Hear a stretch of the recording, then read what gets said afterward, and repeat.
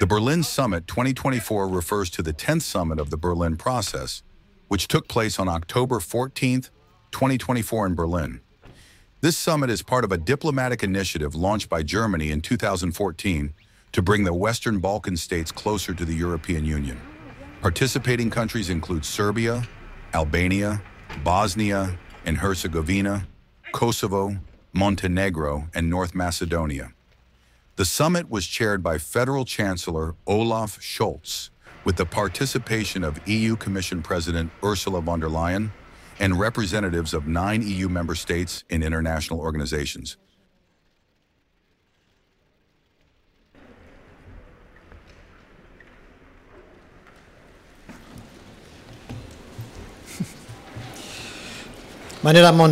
Ladies and gentlemen, dear Ursula, the 6 countries of the Western Balkans are part of the European family. Their future lies in the European Union. This realization is anything but new. It is something that the 6 countries were told more than 20 years ago by the European Union in Thessaloniki. Thus it is high time for these words to be followed by concrete deeds. For that to happen, for Europe to be able to grow together in the European Union, Germany has set up as many as 10 years ago the so-called Berlin process. Since 2014, we have been doing our best to overcome divisions in the Western Balkans, to establish new ties and to connect the 6 countries more closely. I would like to issue a word of thanks to my predecessor at this point in time, who took the initiative for this process at the time. A process that I'm pleased and happy to give high priority and to continue. The watershed moment, if nothing else, demonstrates how important it is for Europe to grow together. Through the Berlin process, we, the countries of the Western Balkans and their European partners, have together generated new impulse in and for the region. We are guided by the principles of solidarity, by the principle of equality and cooperation.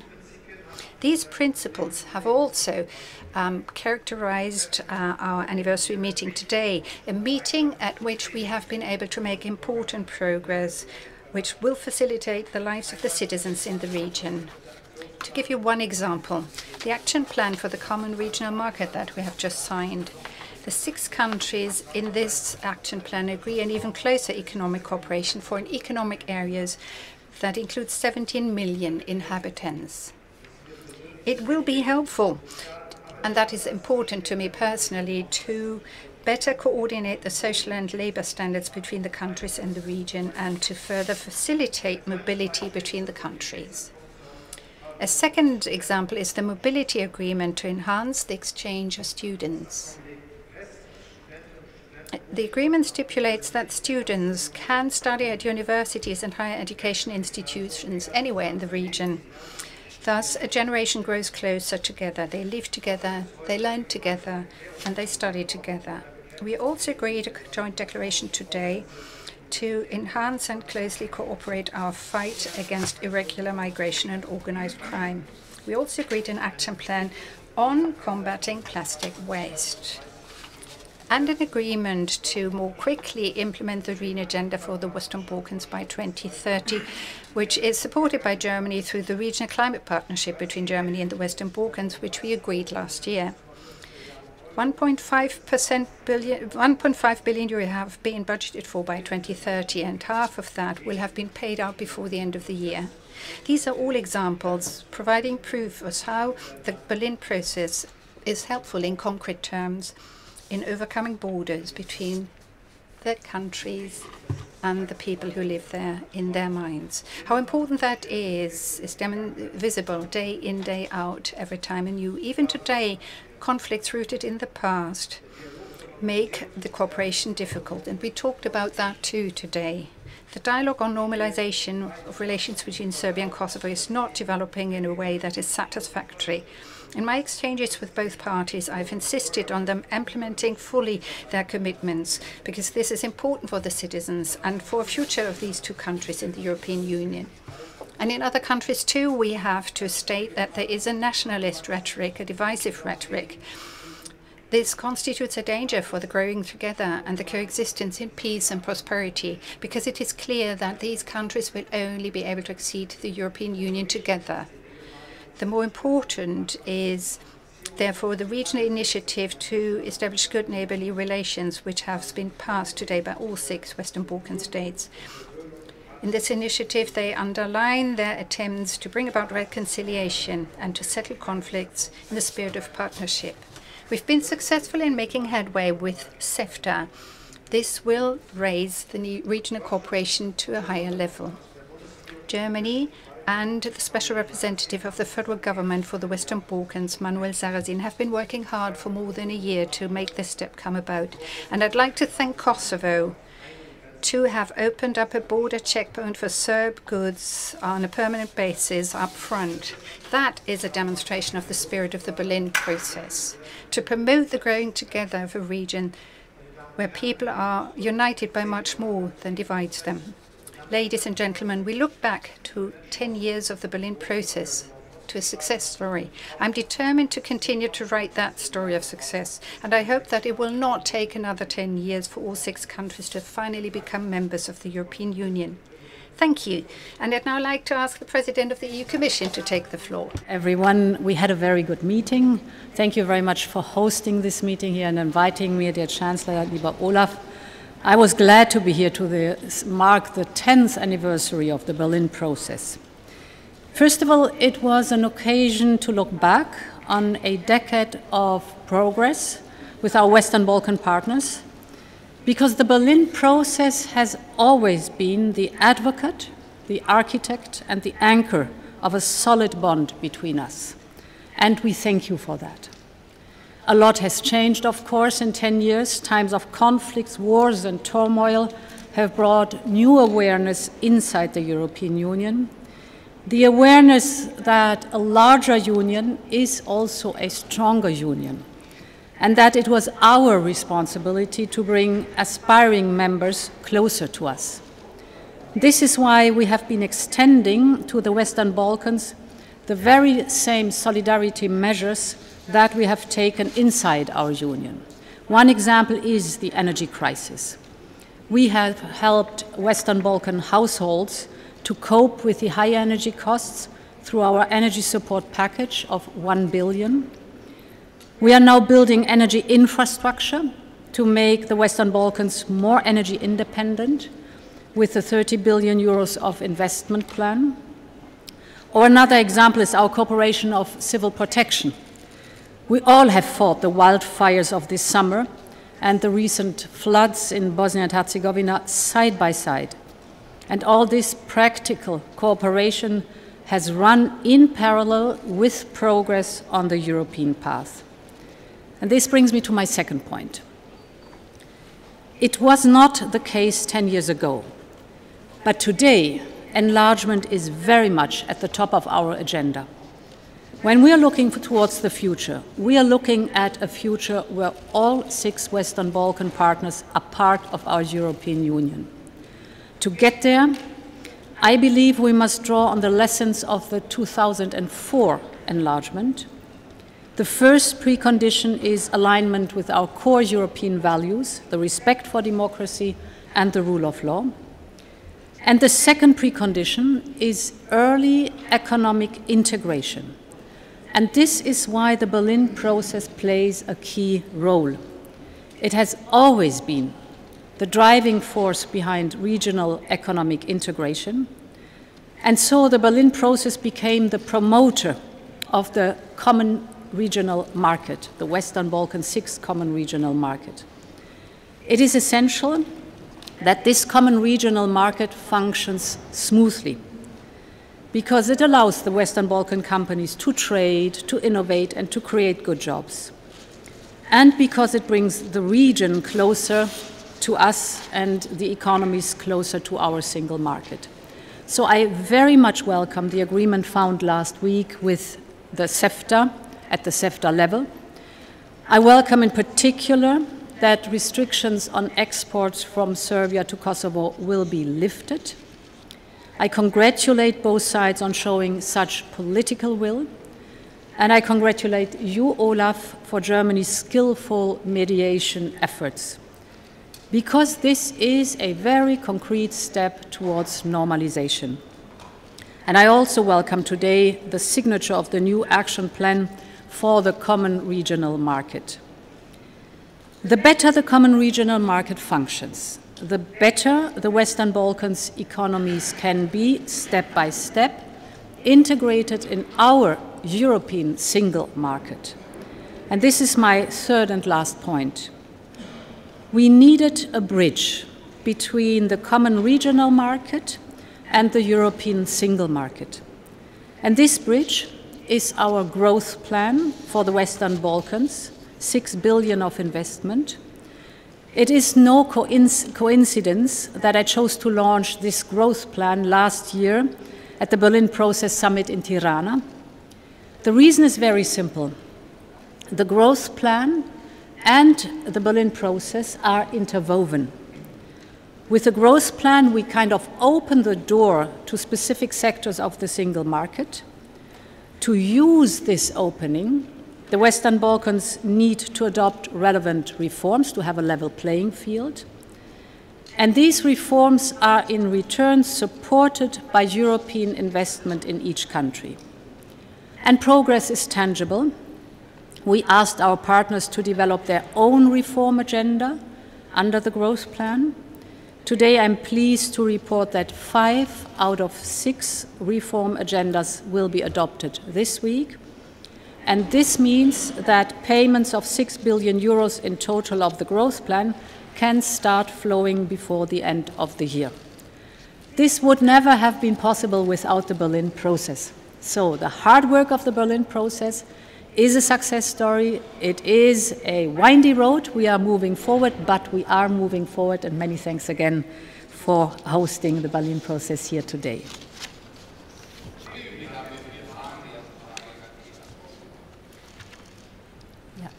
Anila Schuka, Deutsche Welle, Programs for Europe. Herr Bundeskanzler, Sie haben bei Chancellor, in your introductory statement, you spoke of a new dynamism, a new dynamic in the process of normalization between Serbia and Kosovo. What is the concrete shape of that dynamic in your eyes, and what steps are decisive in your eyes to achieve progress in this long-lasting conflict? 10 years of the Berlin process, Ms. von der Leyen, this has somehow left behind the impression that this has been a process that has come at the expense of democracy in these countries. Milan Dodik continues to speak about the independence referendum, and Serbia speaks about a partnership with Russia, even though they've invaded Ukraine. Look at the border between the Serbs and the Kosovars. Nationalist actors are being included in this process. Don't you think that the Berlin process might unwillingly strengthen these forces? Shouldn't you not rethink your strategy in order to support, above all, the democratic forces? Thank you for your question. Well, it's obvious, if I may say so, that we're pleased that we have been able to advance the development of the common regional market, that we have reached this agreement. You have attended the ceremony that took place earlier today. For that to happen, Serbia and Kosovo had to create the necessary preconditions, and last but not least, to open up the border. So we've witnessed some development here, and we've also have a number of agreements between both countries, of which we said that we wish both sides to now fully implement what they've agreed. So, you know, what needs to be done has already been discussed by all parties involved. So that is a good point of departure, and we should not leave it at that. But on the basis of what we've discussed and done today, we should benefit from the dynamic that has been generated to achieve further progress. As concerns the region in general, I'd like to say, and this is not only with regard to the 2 countries you've referred to, but all these countries, all these states that want to be members of the European Union, or these countries that want to be together, should make sure that they don't slow down the process because of bilateral issues. Bilateral issues should remain bilateral, and the accession process runs on the basis of, well, it's merit-based, and this creates an accession process. We will continue to support that process. I think it's fair to say that we have been able to achieve quite a lot with the help of others, but also through our own effort. It's prestige, it's commitment that Germany has invested and will continue to invest to ensure that all of the countries here will end up members of the European Union one day. And of course, it is a problem that it takes so long, or has taken so long, as you referred to in your question. It was 20 years ago that the order offer was submitted in Thessaloniki. So you need to show patience time and again to knuckle down. And this makes this Berlin process so important, because it constitutes a clear commitment on the part of everyone, so that people know, well, these people actually have an interest in it and we can rely on them. And if we do our bit, it will pay off at the end of the day. And I think everyone can rely on this. Too, that, of course, we have seen during these 20 years a pretty long period where enlargement was not on the top of the agenda and was excluded as a possibility. This has completely changed in the last years. I must also say that Russia's war of aggression in Ukraine has brought clarity. You have to choose to be on the right side of history and on the side of the international law. And all countries applying for EU membership have been very clear on that one and have moved to the side of the democracy and the defense of the international law. And there's a second element that is so important besides the political element. And this is the economic development. We know that one of the success stories within the European Union and enlargement of the European Union was the increase of GDP, the economic growth and prosperity. And this is the reason why, together with the Berlin process, we are now working on this growth plan that opens partially the door already now, before accession, to the single market, so that the fruits of the single market and more trade between the Western Balkan region and the single market already have a positive effect on prosperity in these 6 countries. Frau Kommissionspräsidentin, Madam Commission President, Federal Chancellor, I'd like to ask a question pertaining to CEFTA, the Free Trade Agreement. Madam President von der Leyen, in the back, maybe you could elaborate on the practical advantages, because economists say that these 6 countries, due to their economic structure, are so similar that there is no need for an agreement between these countries. Could you elaborate on the concrete and tangible advantages? And the question to both of you, because you mentioned this, the accession date. Federal Chancellor, you said that these 6 countries will only be able to join en bloc, if I understood you correctly, and that it shouldn't take another 10 years for them to be able to accede. So do you think that there will be accessions before 2030? Romania and Bulgaria also joined the Union without fulfilling all necessary conditions. On the agreement that was forged, indeed it is necessary. A lot of things come into play, because it's a bit confusing that the countries which are not that large, which are close together and have more trade amongst with Germany than amongst each other. But yet, indeed, you can generate a lot of additional growth if you reduce the legal barriers which have originated on the way, which provide an obstacle to the free flow of goods and services, and people who want to work in other countries have difficulties of doing so. So you can do away with these barriers, and this is also due to the fact that you need a border infrastructure. So we want to develop infrastructure further so that resources can be further developed. So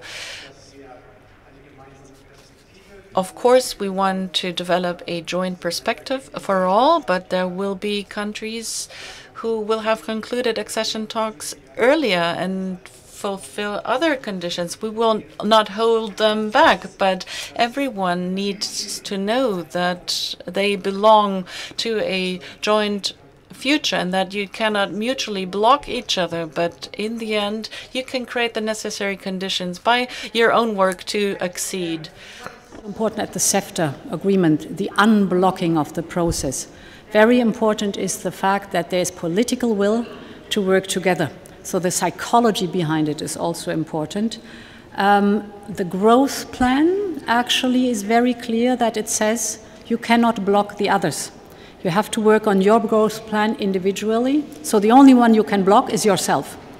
And also this brought dynamic because there is the understanding if you want to have the benefits of the single market, do your homework and don't get into conflicts with the others. Indeed, to the second question, it is a merits-based process and it will stay a merits-based process. Of course, the more candidate countries are moving forward, the better it is, but there is a difference in speed and achievements. So we will see in the very end, but I think we should very clearly stick to the principle that it is a merits-based process.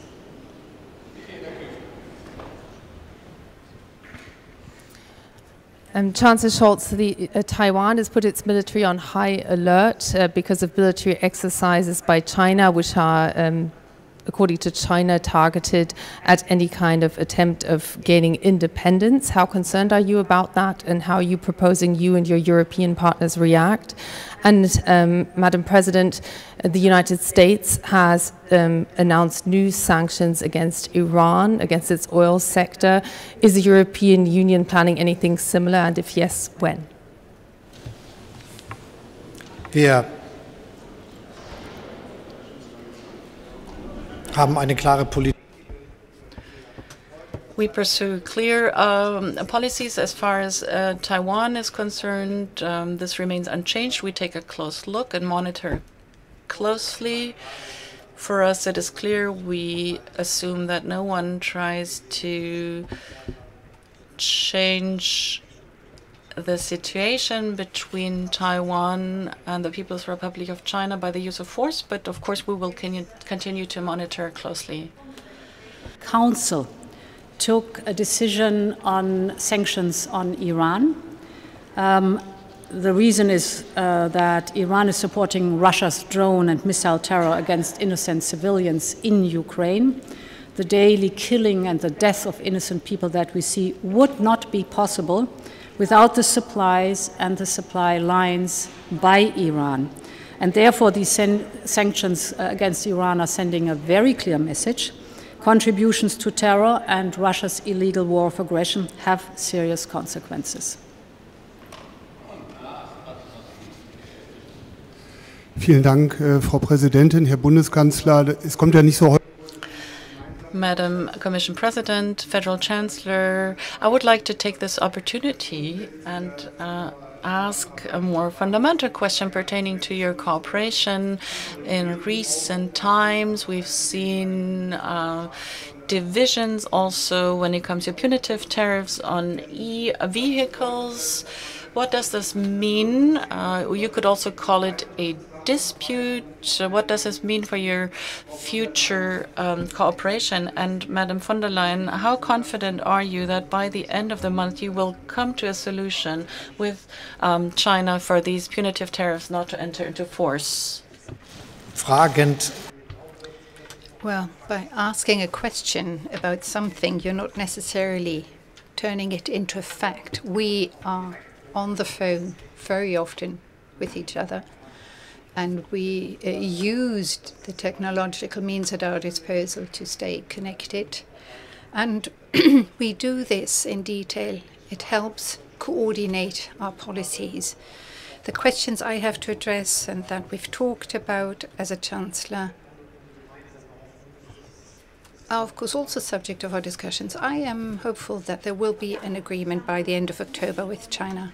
Well, the cooperation is good, it is intensive, and indeed you may have different positions on certain issues, but we still continue to work for progress in Europe. We are talking verhängt werden.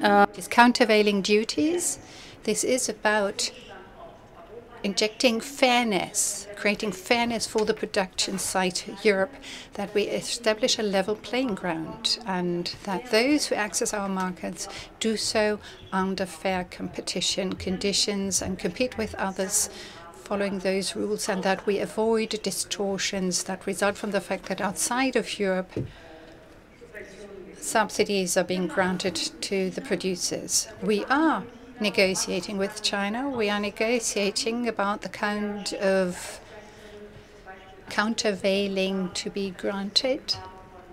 This is would be possible through price commitments. It's one of the options.